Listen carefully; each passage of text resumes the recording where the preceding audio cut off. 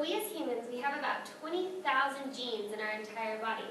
But how do we take those genes and measure and analyze their genetic potential?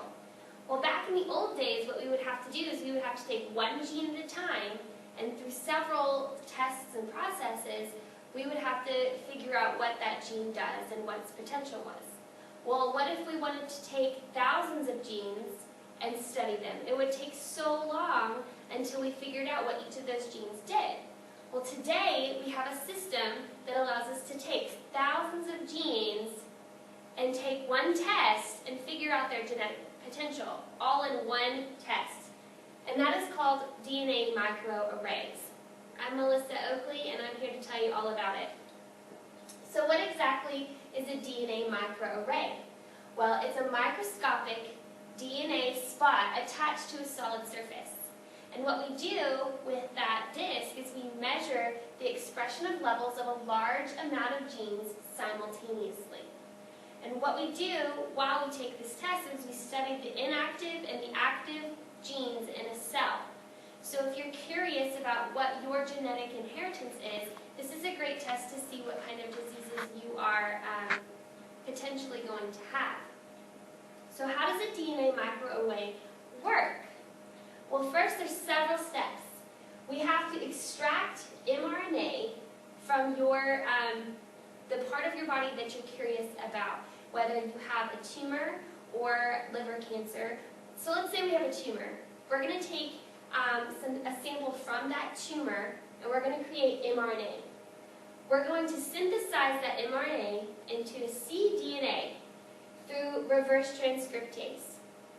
From there, we're going to take a normal sample and we're going to dye it a certain color. So let's say we're going to dye it green.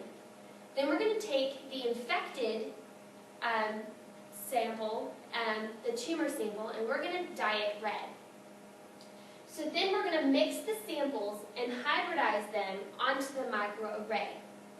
Those two samples are going to attach to the complementary DNA that's already on the slide.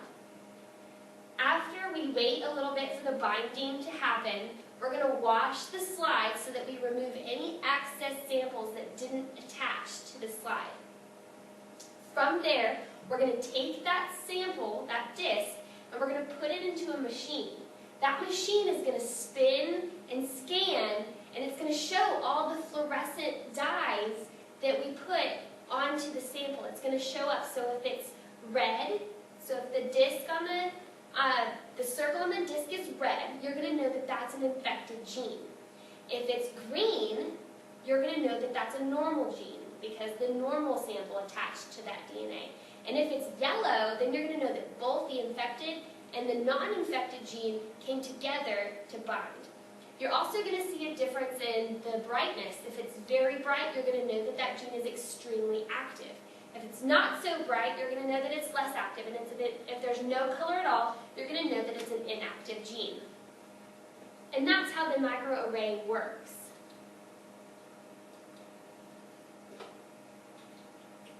So why do we use microarrays? Well, the most important reason we use them is so that we can analyze your genes and what their potential is. But most importantly, it's so that we can evaluate different diseases. So let's say your family has a history of Alzheimer's. You can get your DNA tested to see if you carry that gene and if it's active. It's also great for cancer. If you have liver cancer, it's going to tell you how active those cells are, and it's going to give us treatments to help fight that cancer. It's also going to allow us to understand exactly how those genes function and what their potential is to be active. So last, what we're going to do is we're going to watch a video that's going to help solidify what we just talked about. Researchers first removed samples from both the uninfected plant and the plant infected with the virus. mRNA is extracted from each of the plant samples. The mRNA is then reverse transcribed into more stable complementary DNA, called cDNA.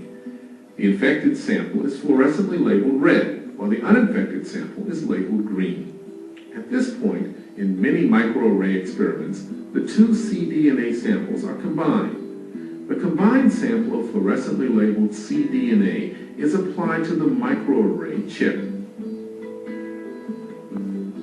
The cDNA from the sample binds to its complementary sequence of DNA bases on the chip.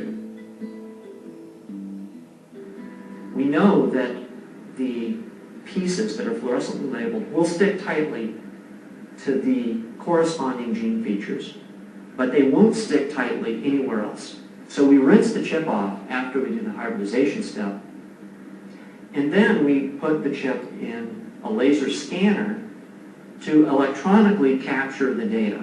The chip is scanned with a laser, activating the fluorescent dyes in the sample of cDNA. A computer captures this information, calculates the ratio of red and green on each spot, which indicates which genes are expressed in the uninfected and infected plant samples. So that's the basics of microDNA, or DNA microarrays. Thank you.